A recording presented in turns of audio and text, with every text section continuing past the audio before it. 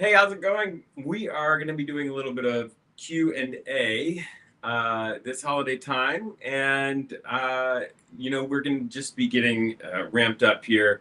We're live on Instagram and TikTok and YouTube, and so as you are joining, if you have a question, you can ask those questions, post them in the comments. And as we are getting started, I'll just give you some interesting holiday stories. Today, I posted a video where I was talking about the dating of Christmas, and the dating of Christmas is really interesting because if you look at what scholars say, the dating of Christmas doesn't, as far as year is concerned, doesn't go along with the popular notion of it happening in year one. The the the guy who was trying to who created the new calendar that we often use, that a lot of cultures use, with the BC and AD. Now we call it BCE and CE. He was doing that in around the year 500, and I mean the bottom line is he got it wrong. His goal was to find uh, the date of Jesus's birth and to make that the sort of dividing line. The AD was Anno Domini, which means the year of our Lord.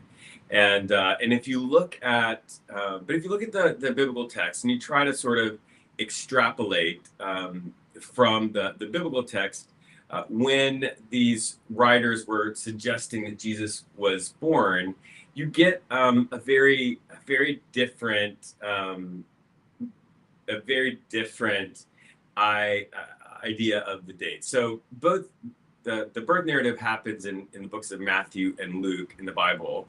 Both of them situate Jesus' birth during the reign of King Herod. We know when King Herod died. He died in the year 4 BCE.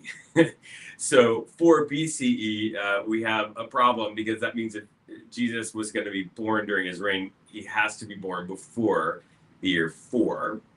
Now, Luke does something interesting in that he situates the birth of Jesus in relationship to a census. Quirinius, says when Quirinius was governor of Syria, he issues this census.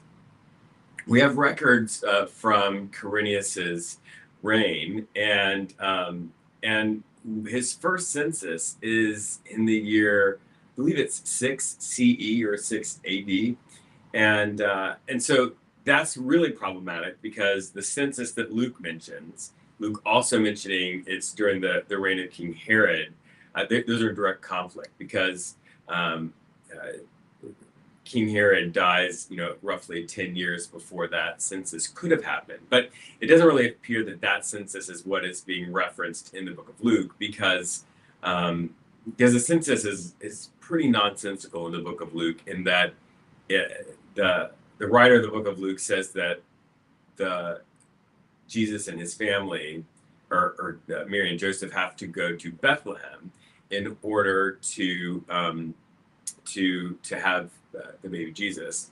And when that happens,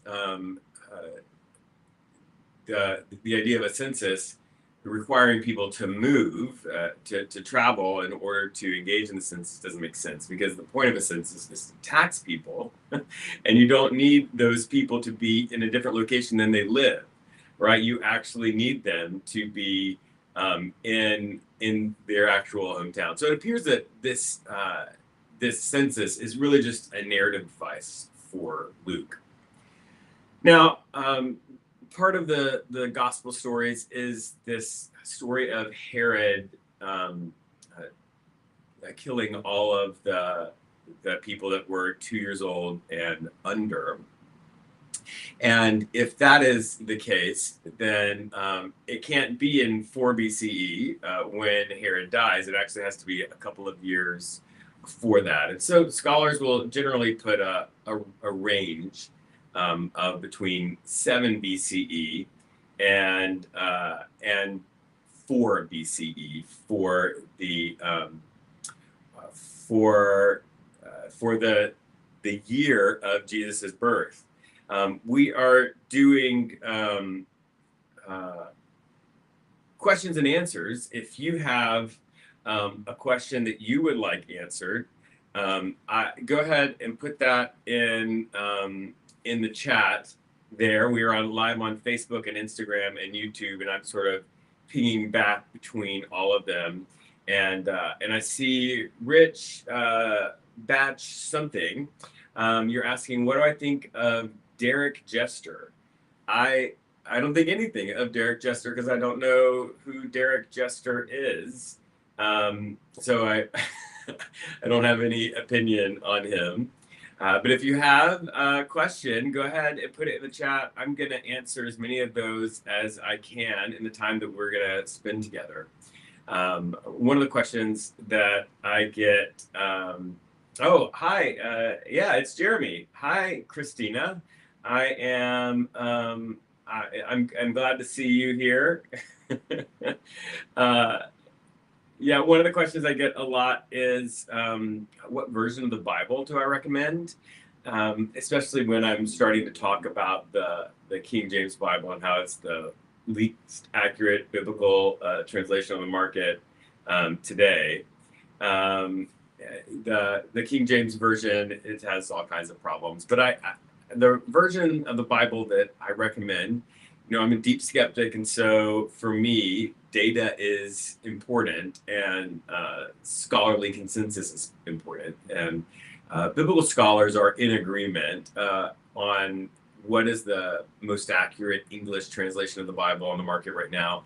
That is the New Revised Standard Updated Edition. Let's see if I've got one here. Yes, I do. So the New Revised Standard Updated Edition is it, and it's really interesting. There's not just, you can get a study Bible version of it that's really interesting. So the main group of scholars that we look to for scholarly consensus as far as biblical scholars are concerned is called the Society for Biblical Literature, and they have produced a study Bible that is in the New Revised Standard Updated Edition. It's called the SBL Study Bible. So SBL is Society for Biblical Literature. And so I recommend this Bible. I can tell you that the New Revised Standard Updated Edition, it's not always the easiest to read, like the most readable translation.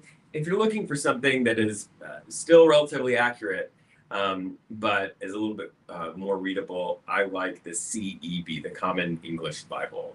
All right, so if you've got questions, you can put those in the chat. We're live on Instagram, Facebook, and YouTube. All right, I've got a question from Hugh Euler, I think. Do you recommend to use the interlinear Bible for trying to study? Okay, this is a great question. So, if you are not familiar with what an interlinear Bible is, an interlinear Bible will have the original language text, like a Greek text, and then right below that, an English text, and then right below that, often some sort of glossary definition. I don't think I have one anywhere close by. No. So it can show you the original words and where they sit in the text. I love an interlinear Bible. However, I love it for people who have been trained in biblical languages. So I've got Master of Divinity degree. I took several classes in Koine Greek and ancient Hebrew. I would say that an interlinear Bible is really great for people who have that training.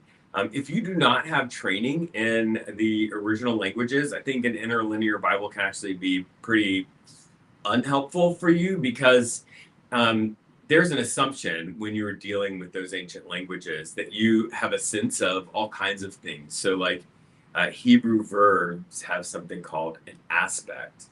And it's how we derive tense from Hebrew verbs, but they don't have tense in the in the way that we do in English, right? A past, present, and future tense.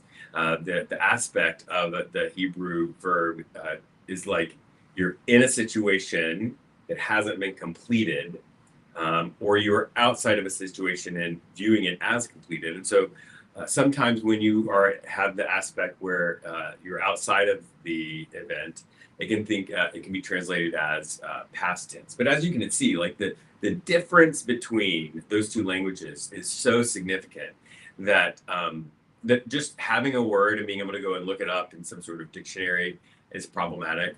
Not only that, a lot of times the dictionary that people are using is the Strong's dictionary, and the Strong's. Oh, hang on one second.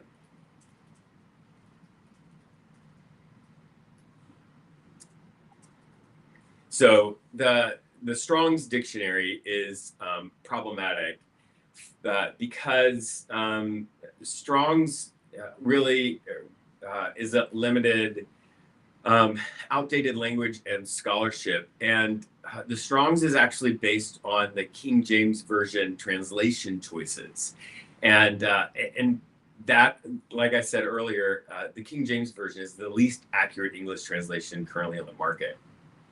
And so what will often happen is you'll have somebody that will buy an interlinear Bible that hasn't had training in those ancient languages and feel like, oh, now I can know what the original Greek says, when that's a lot harder to do. If you're interested in those original languages, I say find a biblical scholar that you enjoy, that is reputable, that's part of the Society for Biblical Literature, and look for what they say. Dan McClellan is a great one. Pete Inns is another great one, and look at what they say about the Bible, because about the biblical languages, because just looking at them yourself, I don't think is really that helpful.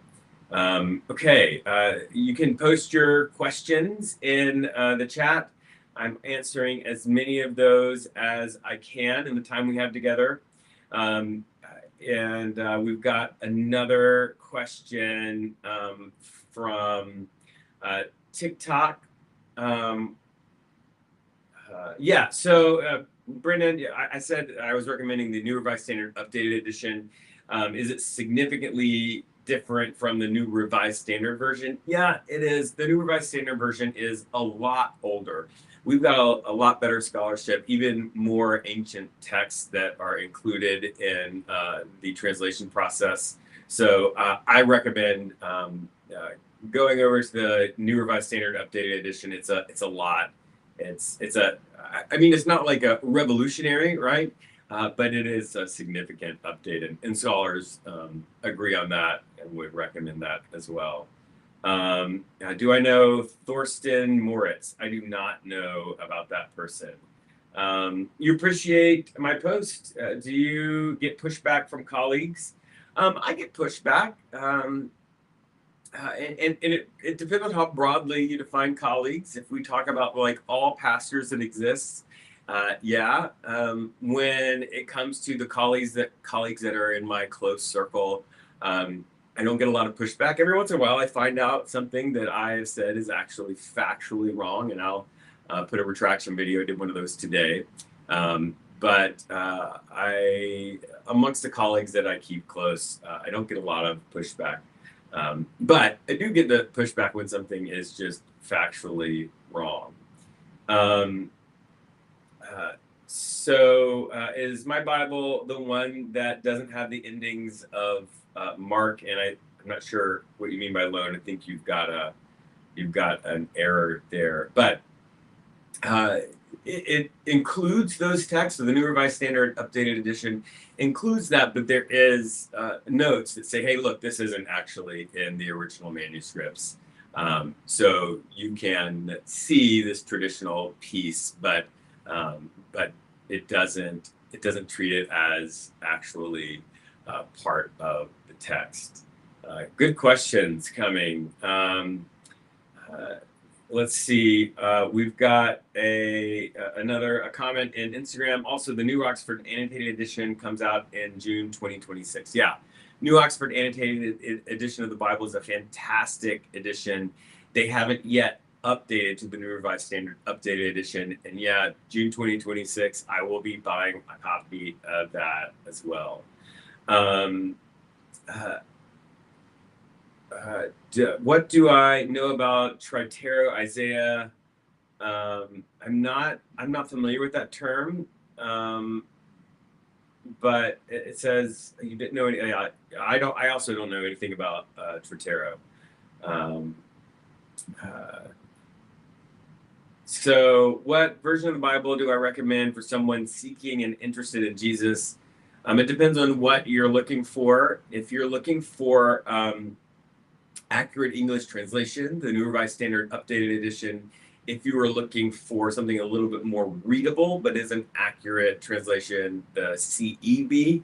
If you'd like somebody that takes the biblical text and contemporizes everything, like takes metaphors and finds a modern metaphor that seems to correlate better, right? That would make sense to people. I love the Message Bible. It's fantastic. Actually, there's a version of the Message Bible, a study Bible for teenagers that's coming out that I was one of the writers on. But yeah, the Message Bible is great for that. It's not. It comes from the original language, so it's very much a paraphrase, and so it really like depends on what you're looking for in a biblical translation. So let's look at some more questions. I'm looking. I'm trying to get some notes that I have here.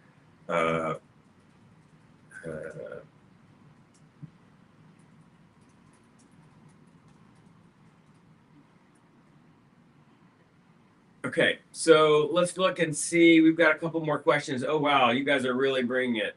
I'm an atheist. Do you think that I should believe in God? No. I mean, you're an atheist. I try to help people find spiritual beliefs and practices that work for them.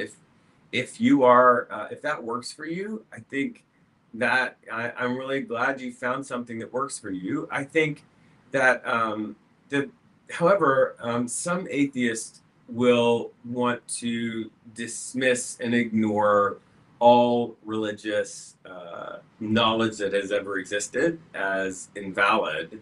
I think that's unfortunate because that whole category of thought and exploration, humans have found a lot of life and help in it. Even if you don't believe in God, those texts can be really wonderfully inspirational, helpful, and a lot of the things that are spiritual practices, whether or not you put God in them, you they meet human needs. They can help you process your life.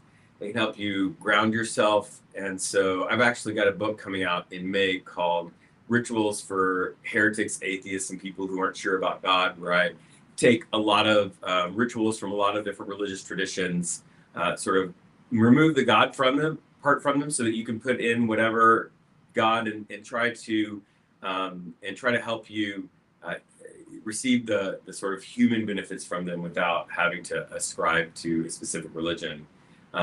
So yeah.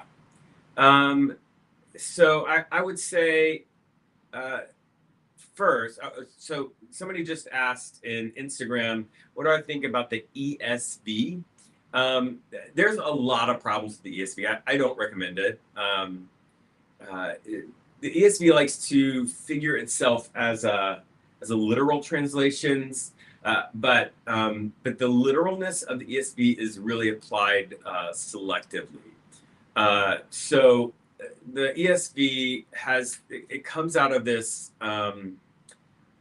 this history of the NIV being a little bit too progressive, and so a group of people said, no, we want something that is more conservative, more evangelical, and that was so. Then they formed a translation committee to produce the ESV. So when a literal reading of a word or a verse doesn't support the traditional evangelical theology, the ESV tends to alter it a little bit. The other problem with the ESV is there's really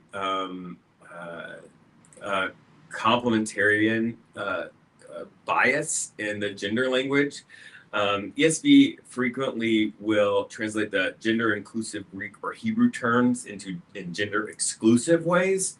And then there's all kinds of smoothing out and translation choices that try to harmonize the Bible between books in a way that doesn't reflect what the Bible actually says. The Bible disagrees with itself many times over, and the ESV often tries to smooth that out. There's a number of problems with it. I don't recommend the ESV, although they have the coolest looking Bibles, like in the way that they're printed and bound.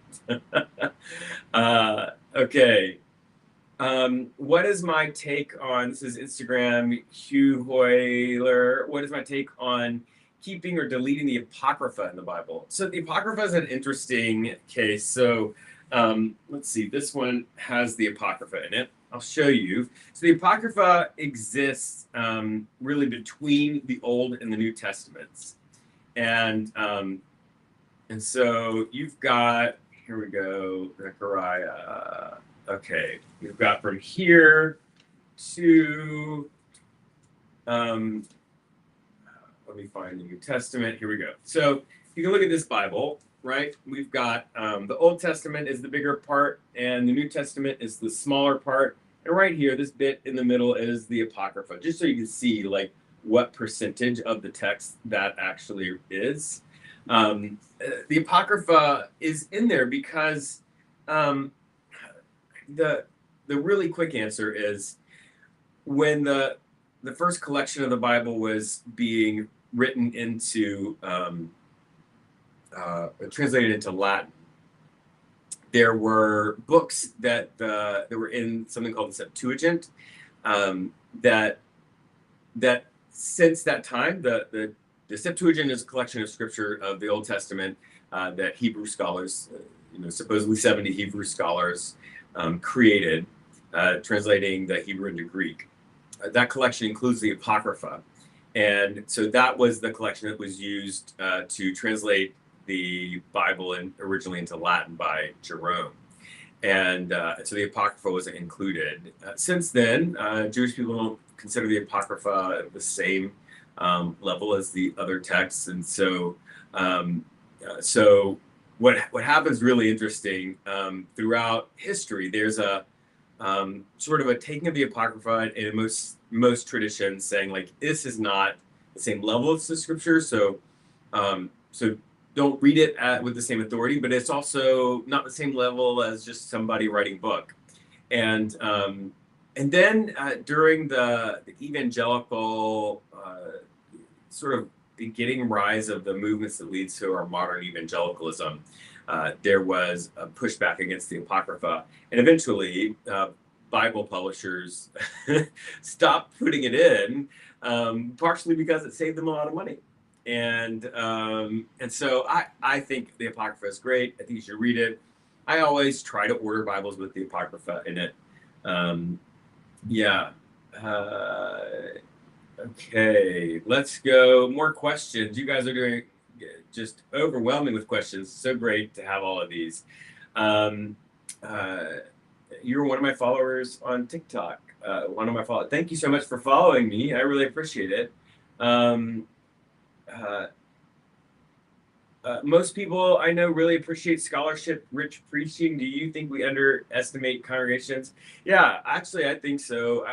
I've found when I have been serving in traditional church settings that I do the same. I've done the same thing as I do on TikTok, just in a longer form, more like the podcast that I have called Unbelief, and people have appreciated when I am bringing the deeper scholarship. I mean, it's important to be able to communicate it in accessible ways, and I think that's part of the difference between preaching and a lecture from an academic person. But yeah, I think so. All right. how deeply ingrained or not was I in the idea of inerrancy? So when I was younger, as I share repeatedly, I was really involved in much more conservative evangelical Christianity, and inerrancy was a huge part of that. I early on, that was it. I didn't. That's what was preached. That's what was taught to me. And then when I was really early on, as I came into adolescence and I was trying to talk to people, I was taught apologetics and how to defend the faith. And when I began to talk to people, argue with them about Christianity and the Bible, they brought up some really important contradictions in the Bible, and they were contradictions. So both things can't be true. And very quickly, I was like, wait, there's got to be another option between inerrancy, other than inerrancy. And I began to explore and understood that there's this idea of infallibility, the idea that there might be errors, but there's not faults. It's still the Word of God, and that's where I went. I went from there. But that was a pretty quick shift for me. If I get super reliable data, I my whole life have had a pretty easy pretty easy time shifting my beliefs, because I think really one of my core beliefs as a deep skeptic is that I might be wrong. So I sort of hold everything with an open hand there. All right, let's move over to Instagram and see what we've got here. All right. I've got a question from Doug Stringham Photo. Could you lift off the 3 to 5 most popular Bibles that are considered bad translation by biblical scholars? Well, so first off, there are so many Bible translations. It's difficult to rank them. And the other thing is, the bad translation, the idea of like just a binary, I think is unfortunate, but it's good or bad. I think every translation of the Bible, it comes with its own choices that people have made. But among the problematic translations that I think are pretty popular, obviously the King James version, I think, is widely agreed to be the least accurate translation. The ESV is really not great. It grew out of the New International Version, which it's not the worst, but it's not the best. New International Version does some of the same things in a little bit of a lesser way that the ESV does, where it tries to harmonize the Bible and makes translation choices that aren't as accurate in order to make the Bible seem to agree with itself. The Living Bible, it's not a translation, it's a paraphrase, but it's very, very biased. So I think those are some of the ones that I would say, watch out for. Really what you are looking for is the New Revised Standard Updated Edition. Fantastic. It's what scholars say is the most accurate translation, if accuracy is what you are looking for. What do I think of simulation theory? The idea, I think this is Rich, the idea that we are living in a simulation like the Matrix.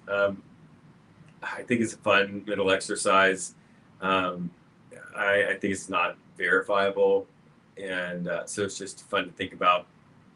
I don't really accept it or apply it in any way to my life.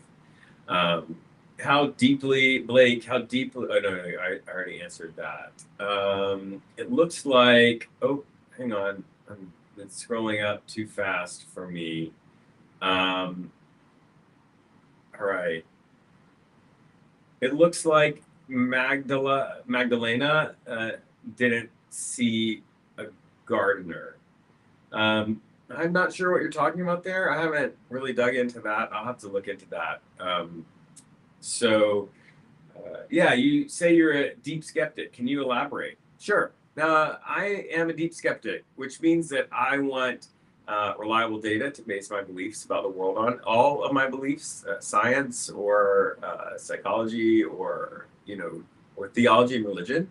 And so I try to look for that data and be open to that data whenever I have a question. I do that. You've got to look for reliable scholars in that field. And so when you're talking about something like geology, look for geologists. When you're looking for cosmology, look for cosmologists. When you're looking for understanding the Bible, you look for biblical scholars like Dan McClellan and Pete Enns.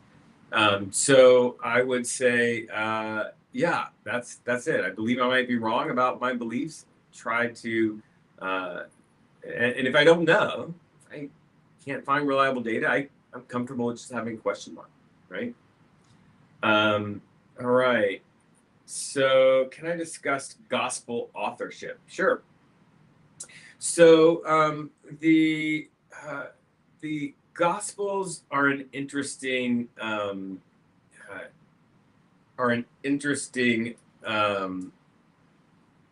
me see if I can find my notes on this so that I can say all of these details correct. Let's see. Let me see here.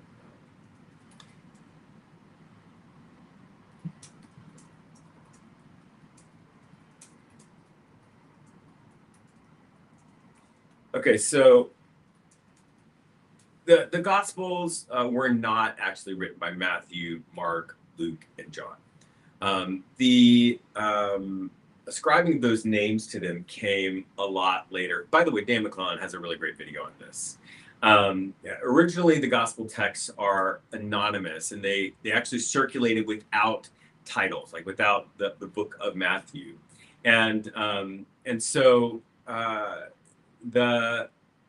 the Gospel according to Matthew, the Gospel according to Mark, actually doesn't really appear as associated with it until around 170 to 200 CE. And what was interesting is the names really align with early church tradition, not any internal. Like in the Bible, in the Gospels, it doesn't say, "And here I am in Mark." I'm Mark writing this. So Mark, for example, that name comes from this guy Papias, and Papias had this idea that Mark is the person who recorded Peter's teaching, and so you see in Mark Peter figuring significantly in that, and so Mark is ascribed to that. The idea is, so Matthew, I can't remember that one. I don't have my notes on that.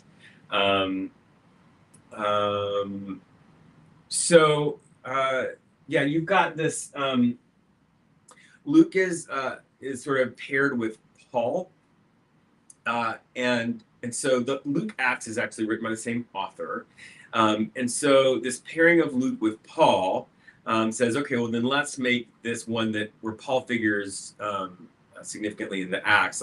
Let's ascribe this to Luke, and so they're wanting all these to be after ascribed to disciples. John is there is this beloved disciple term that's used in John, and early people were able to sort of make the connection to John as possibly that person, and so John is ascribed to John. But John is really interesting because at the end of the book of John, it says basically that we believe that these are the teachings of Jesus and that they are true, but it's a we. And so it really sounds like it comes out of a community and not out of a single person. So yeah, there's a little bit on gospel authorship. Let's see what we've got. We're live on Instagram, Facebook, and YouTube. I am doing my best to answer as many questions as I can in our time together. Let's see. You're also, Doug, you're also from Instagram. You're also a big skeptic, so I appreciate your post. Thanks so much. appreciate. I'm glad. It's nice to hear when people are positively affected by what I'm doing because I get plenty of hate in the comments, as I'm sure that you see. Um, my let's see.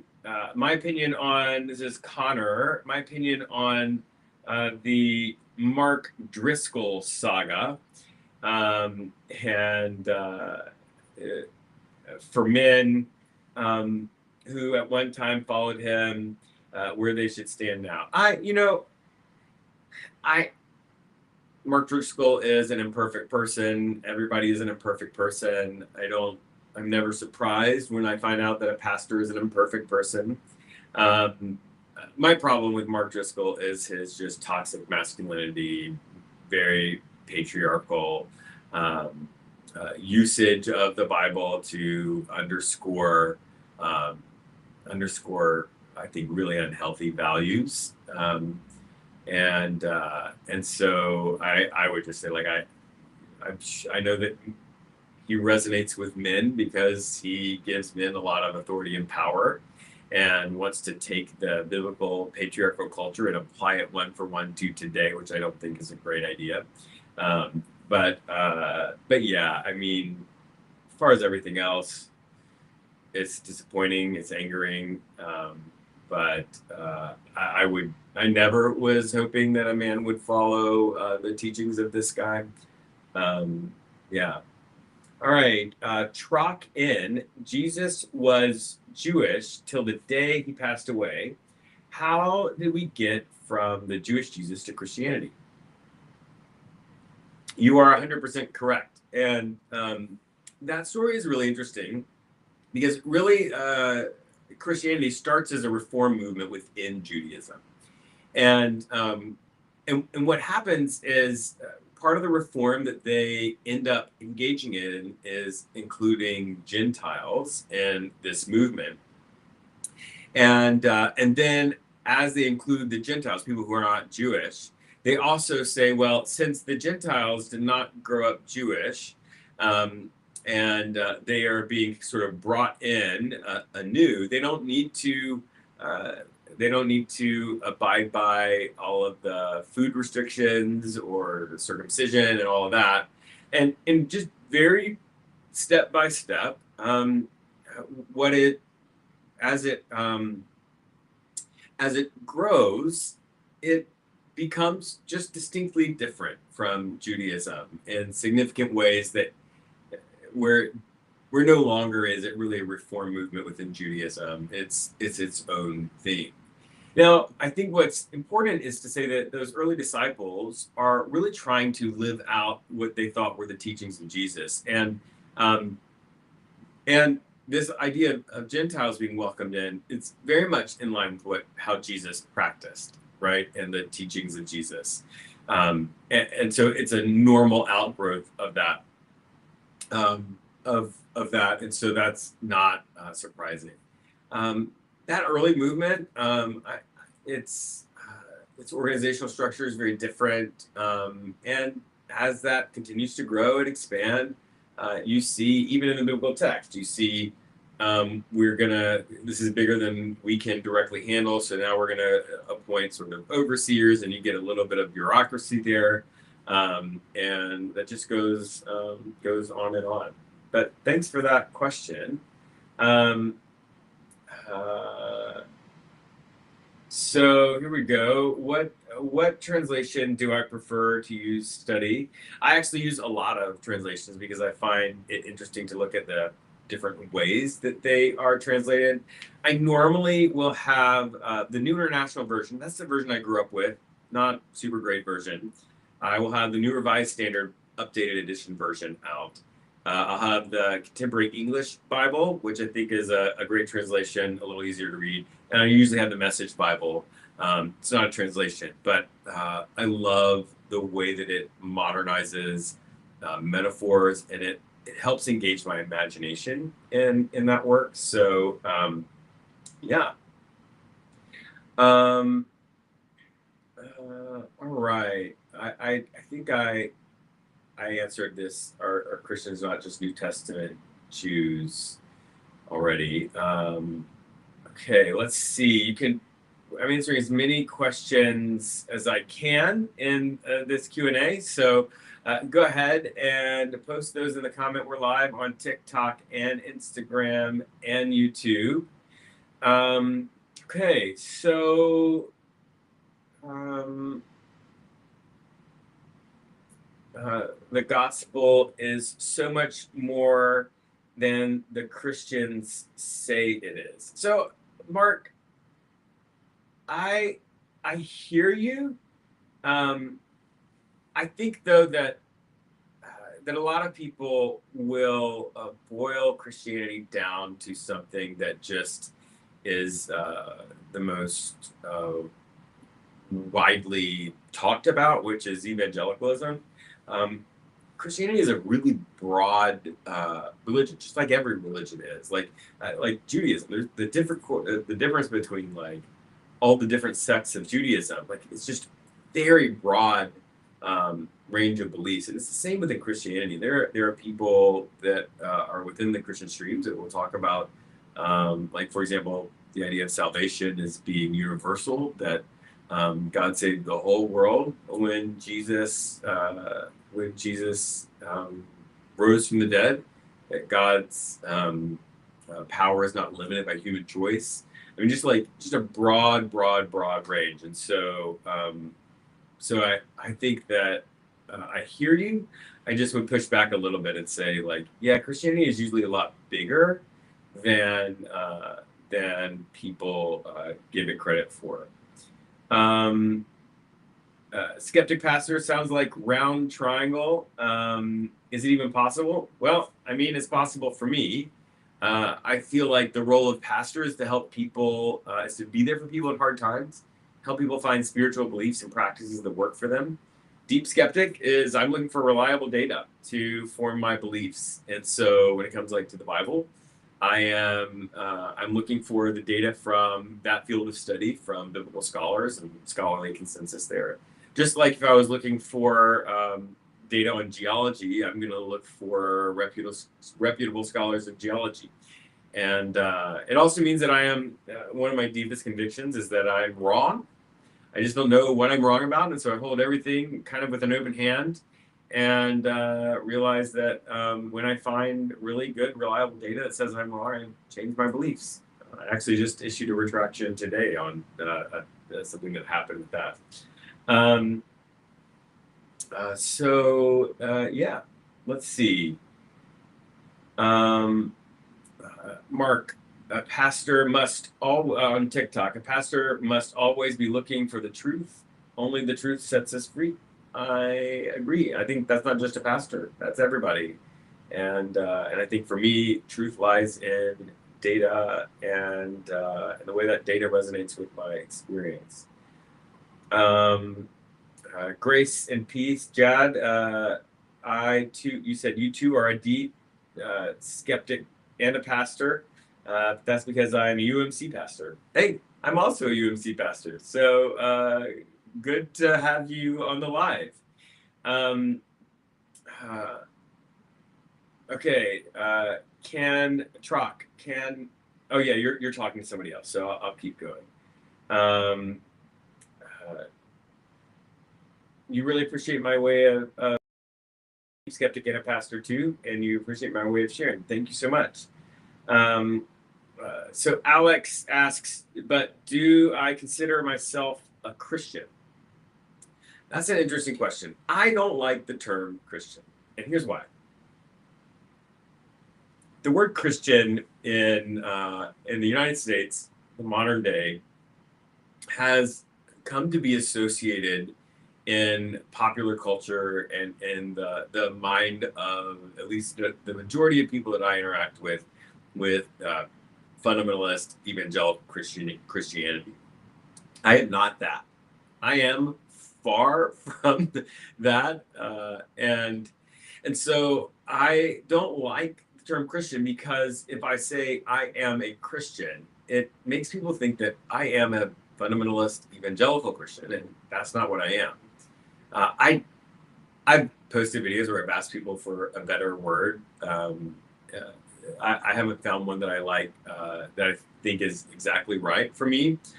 What I normally say is something like I'm a practitioner of Christianity, so it ties me to that historic stream and my training and my heritage, but gives me a little bit of a distance to be able to clarify with people when I say that what I mean by that. Um, all right, let's look. If you've got a question, you can go ahead and post it in the comments. Okay, so the common claim, as is Hugh Loy on Instagram, the common claim is that Catholic Church was the original church. I disagree, but what are your thoughts on if there is any church close to the originals that were based out of people's homes? I mean, there's home churches, the house churches that exist today. I hear you on the claim that the Catholic Church makes, how it is possibly problematic.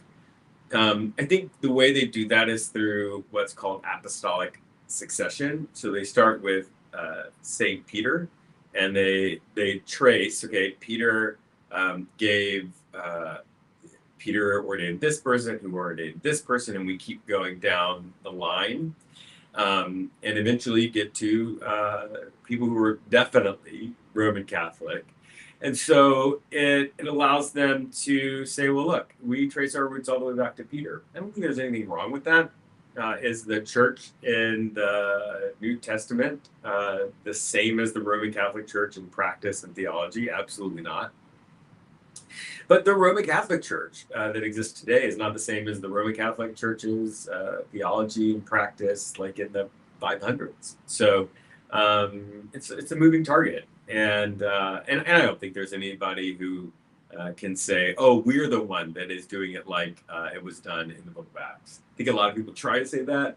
Yeah, everybody has their own bias and all of that, and I'm not sure that it's even really helpful to try to have church exactly as it was in the 2,000 years ago, because the culture is different, and we know a lot more. We have a lot more human knowledge, and I think that we would go back and do things the way they did them 2,000 years ago. I don't think it's super helpful, my opinion. Oh yeah, I was talking about I didn't know what to call myself as a Christian. You say Becky on Instagram says I just say I follow the teachings of Jesus. I think that's really great. All right, more questions. If you got questions, just put them in the chat. I'm answering as many as I can in the time that we have together.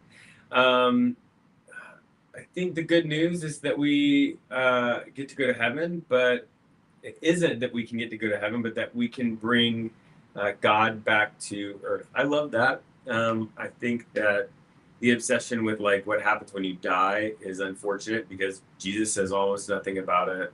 If anything, and the Bible, the whole Bible, including the Old Testament, says very little about the afterlife. But Jesus spends almost all of his time focused on the here and now of his day, working on creating a more just, equitable world.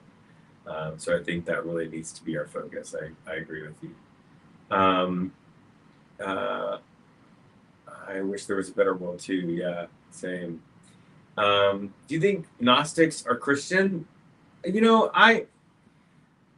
Okay, so Gnosticism diverges from traditional Orthodox Christianity and talking about the separation of the body and the soul. It really comes from this like Greek duality, and the soul is good, the body is bad.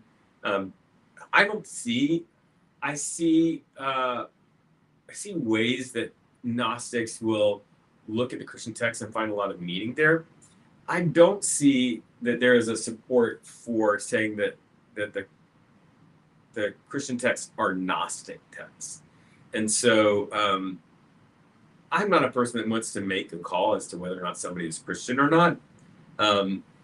What I would say is that Christianity for a long time has had sort of a list of things that they said that Christians believe. And the fewer of those things that you believe, the further you are from the sort of traditional Orthodox Christianity. And the Gnostics are, by that metric, are pretty far off of that. I hear a lot about the Ethiopian church and the Bible being more true. Um, you know, no. So the Ethiopian Bible is interesting. Let me see if I can pull up my notes on that.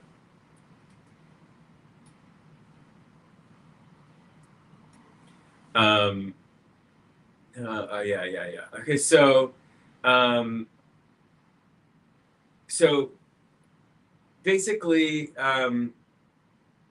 in the fourth century, people bring a copy of the Septuagint south, and it includes a lot more books than like this really early version of the Septuagint. And there's it looks like there's a possibility that other books were added. I, I don't think that the Ethiopian Bible is necessarily more or less accurate than any of the other Bibles, right? We have a wide variation in the canons, right? You have 88 books in the Ethiopian Bible. You have 76 books in Eastern Orthodox, 73 in Catholicism, 66 and change in the Luther Bible. So I think I I don't think that any of them is more accurate than another. They just all arise and emerge out of different historical contexts and different historical choices. Um, what are my thoughts on Christian universalism? I've heard in the UMC, y'all don't teach eternal hell. I am a United Methodist Church pastor.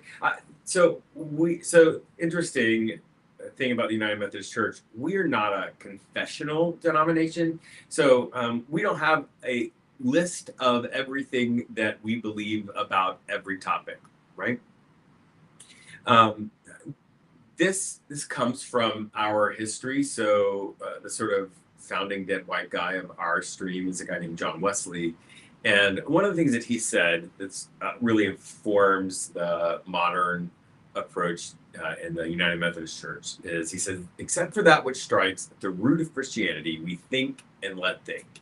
Which means that we think, we have ideas about it, but if other people disagree, that's okay. We can be in conversation about it. So the way the United Methodist Church is set up, there is some very, very, very core doctrines, which is like the basic ideas of Christianity. And we have a basic approach to Christianity that we all follow, but there's a wide variety on what people believe, in particular about really almost every subject. And you can go to United Methodist churches and hear very different viewpoints preached everywhere that you go. And so I think the other thing that you'll hear a lot of times, this value of thinking and let thinking.